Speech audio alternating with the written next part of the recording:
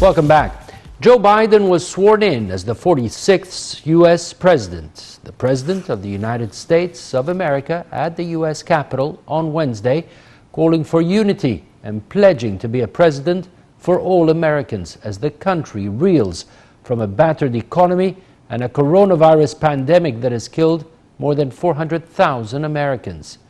At the official inauguration ceremony, Kamala Harris was also sworn in as the U.S. Vice President, the first woman to hold the post. Former President Donald Trump left Washington 3 hours before Biden's inauguration, the first American head of state to skip the ceremony of his successor in more than 150 years.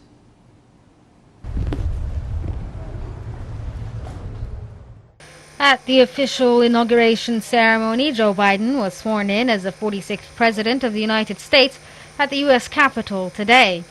Kamala Harris was also elected as the U.S. Vice President, the first woman to become Vice President. Among those attending the ceremony were former Presidents Barack Obama, George W. Bush, and Bill Clinton.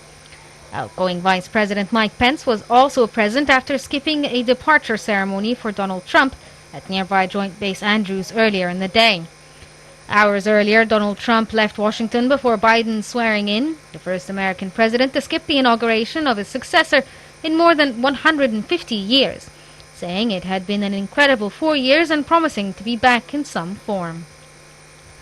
Trump did not address Biden by his name in his remarks, but said he wishes the new administration great luck and great success. A White House spokesman said Trump, in keeping with tradition, had left a letter for Biden in the Oval Office. The 74-year-old Trump has hinted at running for president again in 2024, but faces a trial in the Senate over the role in January 6th storming of the U.S. Capitol by his supporters and a potential ban on holding office in the future. Trump boarded Air Force One after his remarks, and the presidential jet took off the 2-hour flight to Florida as Frank Sinatra's My Way played on loudspeakers on the tarmac on a sunny but chilly day. The inauguration comes exactly 2 weeks after Trump supporters stormed the Capitol in a bid to disrupt the certification by Congress of Biden's November election victory. Trump repeatedly and falsely claimed that he won the November 3rd election, and he was impeached for a second time by the House of Representatives after his supporters stormed the Capitol in a bid to disrupt the certification of Congress to Biden's victory. Biden, 78, will become the oldest U.S. president in history at a scaled-back ceremony in Washington that has been largely stripped of its usual pomp and circumstances due both to the coronavirus as well as security concerns following the assault on the U.S. Capitol by Trump supporters.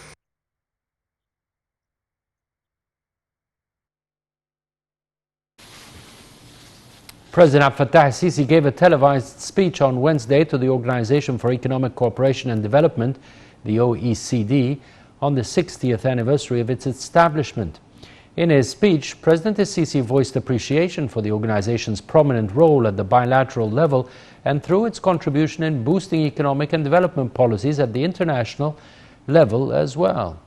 The President also reiterated that 2020 witnessed difficult challenges and negative repercussions due to the coronavirus crisis, and pointed that the current difficulties revealed an important opportunity to enhance digital transformation in a bid to upgrade sustainable development policies. The head of state asserted Egypt's economic success in dealing with these challenges in a flexible way that preserves continuous growth rates. He stressed Egypt's keenness to foster cooperation with the OECD, being the first Arab and African member in the development center affiliated to the organization since 2008.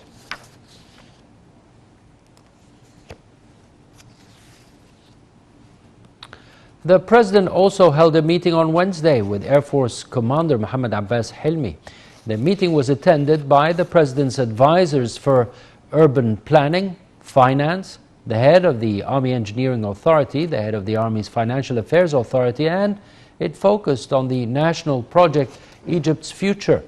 El-Sisi was briefed on the latest developments of the project that aims to expand the agricultural land to reach 500,000 fadans extending to the Dabaa axis. The President followed up on achievements and future phases of the project and means of preserving funding and water supply to implement the different phases. During the meeting, El-Sisi instructed an adherence to highest performance efficiency and highest quality standards during execution, and stressed boosting partnership with the private sector investors to increase the project's value and linkages to other national projects in the fields of agricultural production and land reclamation. The President highlighted the importance of the Egypt's future national project as it boosts the state's construction and development strategy, provides job opportunities, and helps attain desired economic growth levels.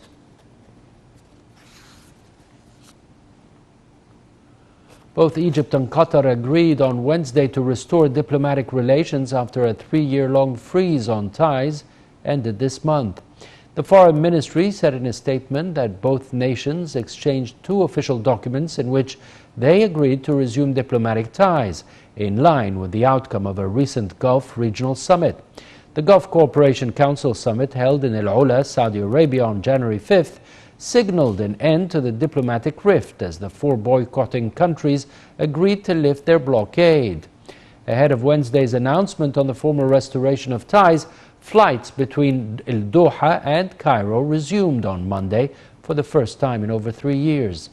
Egypt, along with Saudi Arabia, the United Arab Emirates, and Bahrain, cut ties and transport links with Qatar in June 2017.